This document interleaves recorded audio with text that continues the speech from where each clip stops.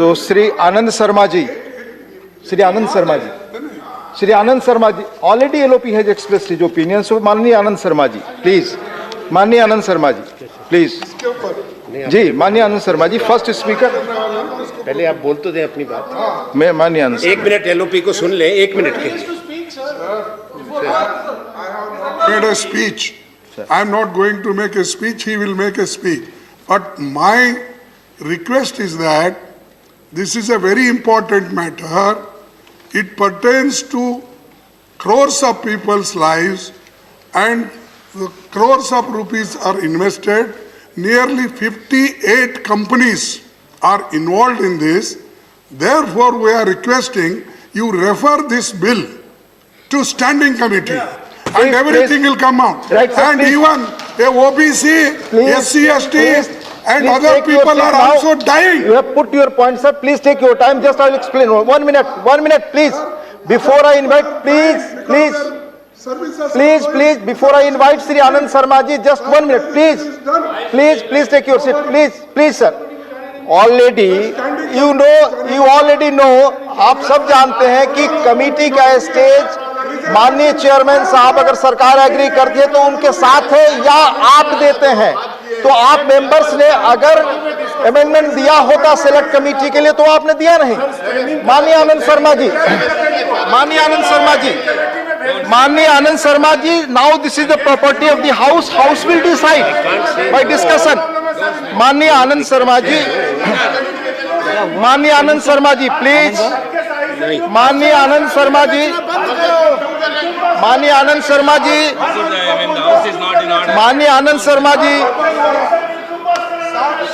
so request now to Shri Arun Singh ji.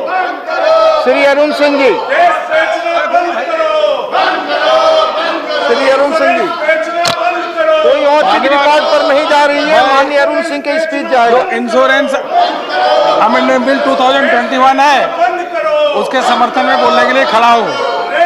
हम सभी का लक्ष्य है कि जो देश के गरीब हैं उनको भी सुरक्षा कवच दिया जाए, जो देश के किसान हैं उनको भी सुरक्षा कवच दिया जाए. वह बीमा के माध्यम से दिया जा सकता है, लेकिन दुर्भाग्य है कि 6 दशक से अधिक 60 साल से अधिक कांग्रेस ने इस देश में शासन किया, लेकिन न किसानों को सुरक्षा देने का काम किया किसी प्रकार का, न तो गरीबों को किसी भी प्रकार का सुरक्षा बीमा देने का काम इन्होंने नहीं किया. और तो और यह पहली बार नहीं हुआ है कि यह जो इंश्योरेंस एक्ट है इसमें अमेंडमेंट हुआ. यह लगातार समय समय पर होता रहा है. मैं आपको बताना चाहूँगा कि यह 20वीं शताब्दी की शुरुआत में भी पहले 256 कंपनियां थी, उनको मर्ज करके LIC का गठन हुआ, LIC बनी. उसके बाद 107 कंपनियों को मर्ज करके 4 इंश्योरेंस कंपनी बनी. मानवर यह इसलिए भी आवश्यक है कि जिस प्रकार से इंश्योरेंस का दायरा बढ़ रहा है और जिस प्रकार से आवश्यकता बढ़ रही है, इसलिए आवश्यक है कि इसमें लॉन्ग टर्म कैपिटल भी आए और टेक्नोलॉजी का भी अधिक से अधिक उपयोग हो. आज मिडिल क्लास इनकम का भी, मिडिल क्लास जो लोग हैं उनका भी इनकम धीरे धीरे बढ़ रहा है.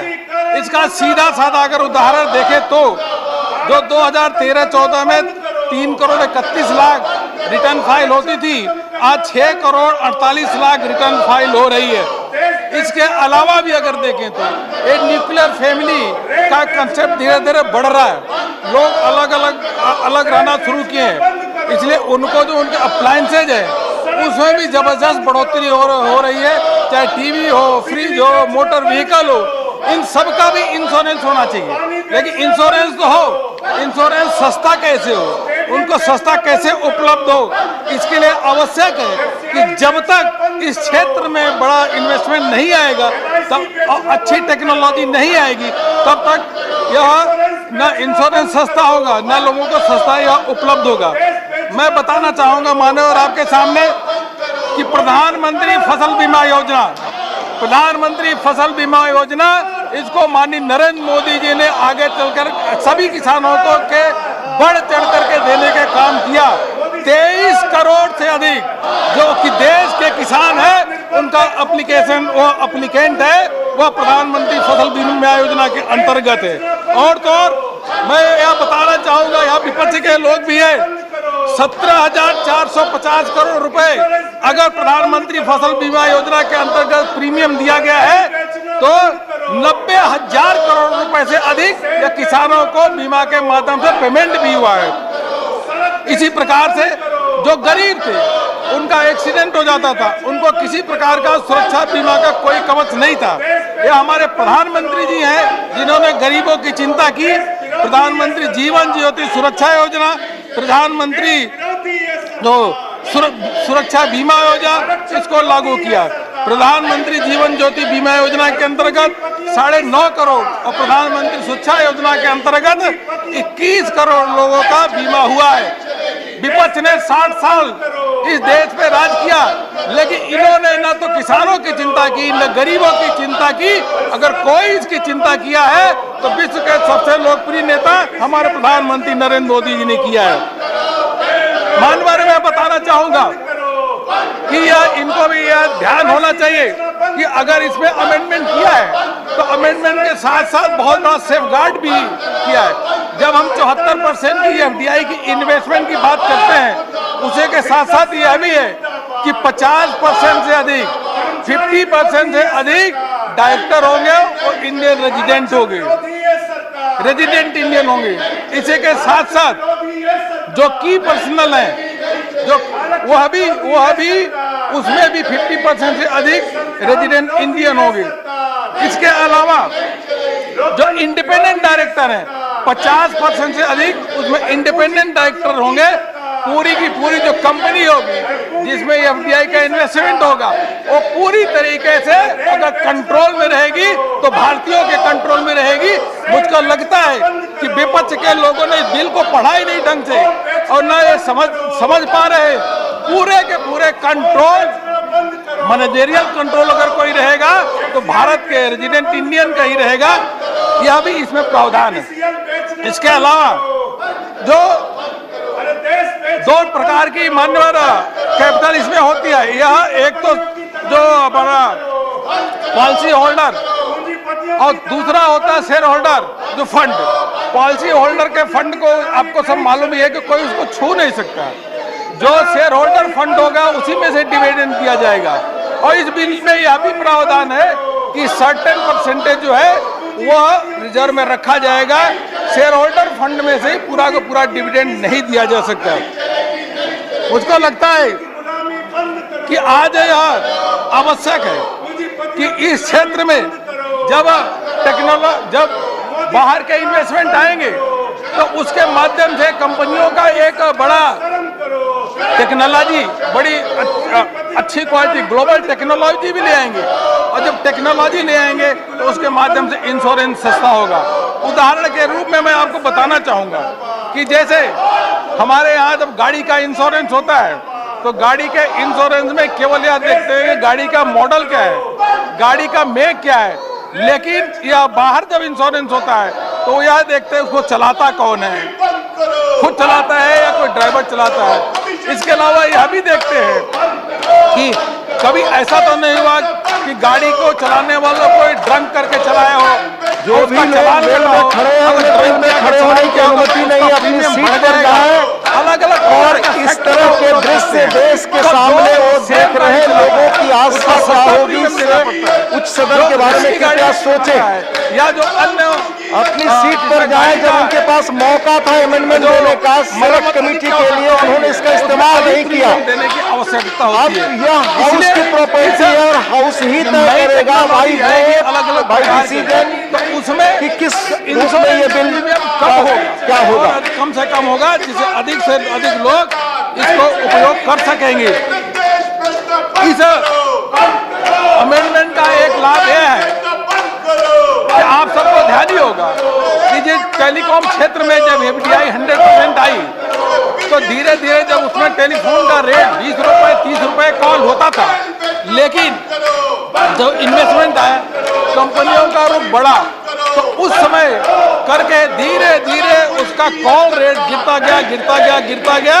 आज फ्री में भी कॉल करने की सुविधा है। अगर यह संभव हुआ है तो इसलिए संभव हुआ है क्योंकि बाहर की टेक्नोलॉजी भी आई, बाहर का इन्वेस्टमेंट भी आया और उसका लाभ आम कंज्यूमर को मिला है, यह मैं बताना चाहूंगा। इसलिए इसमें भी इस प्रकार से यह लाभ होगा। मैं बताना चाहूंगा मानव आपको कि आज लोगों को स्वास्थ्य कार्ड मिलना चाहिए, लोगों को स्वास्थ्य सुविधा मिलना चाहिए और सस्ते में स्वास्थ्य सुविधा ले। यह जो सामने विपक्ष है इतने साल भी लोगों को स्वास्थ्य सुविधा नहीं दे पाया।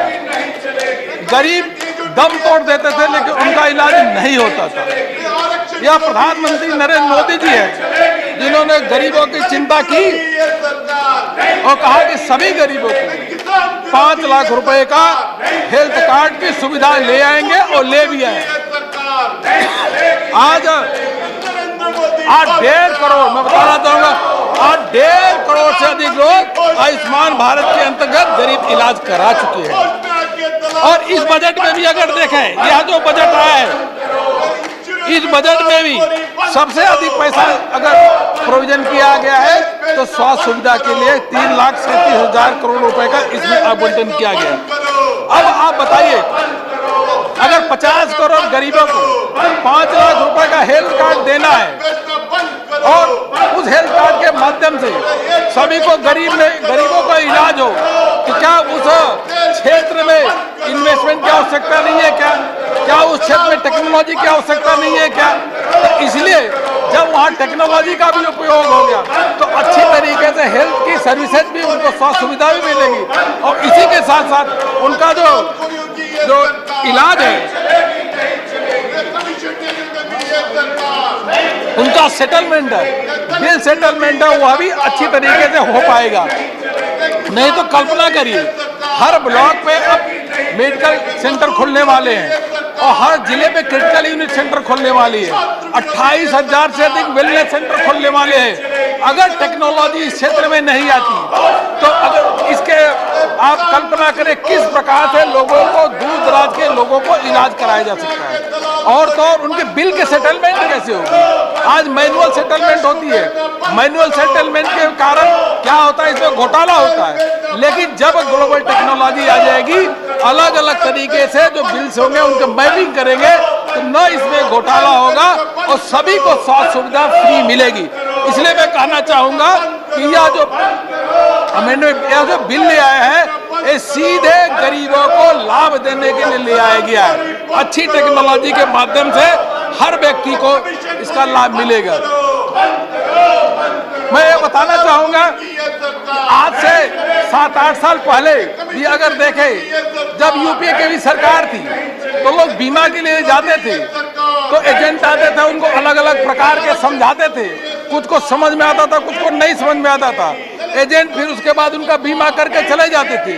लेकिन आज यह व्यवस्था है, टेक्नोलॉजी के माध्यम से, ऐप के माध्यम से कोई भी व्यक्ति जो बीमा खरीदना चाहता है वह जा करके कंप्यूटर पे ऑन करके, मोबाइल पे ऑन करके, ऐप को ऑन करके वह देख सकता है कि कहाँ सस्ता बीमा मिलेगा और क्या क्या उस पॉलिसी के साथ चीजें हमको मिलने वाली है। वह अच्छी तरीके से टेक्नोलॉजी के कारण वह बीमा 10 मिनट के लिए सदन और स्थगित। 10 मिनट के लिए सदन और स्थगित।